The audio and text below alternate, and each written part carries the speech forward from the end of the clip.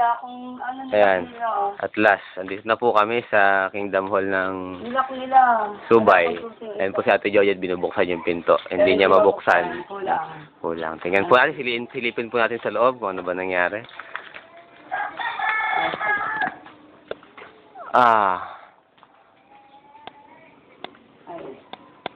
Mukhang okay pa naman po ang Kingdom Hall ng Subay. Pero tingin ko naglinis. Mukhang nalinis po nila.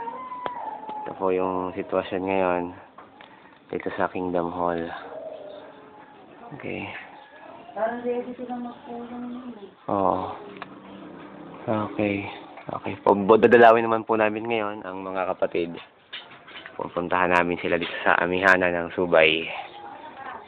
Paano kay Kuya yung bahay natin? Ayan. Okay, andito na po kami sa amihanan, sa bahay nila. Ito po yung bahay ni na Kuya Boy. Ito po si Kuya Boy, Pamilyano. Ayan. Ito po yung bahay nila. Ito, swimming pool ang kanilang paligid. No. Ayan, ito naman po ba? Ayan po si Sister Belen, Laurel. Ayan. Ayan, magpipies po yan. Kamay nga ate. Po. Ayan. Opo. Ayan. Yan ang bahay nila. Po. Hanggang doon, oh. Ito, swimming pool yung paligid ng bahay. Oo. Nagkita nga kami doon eh. Alam mo kung ano oras ako mali doon. Paano?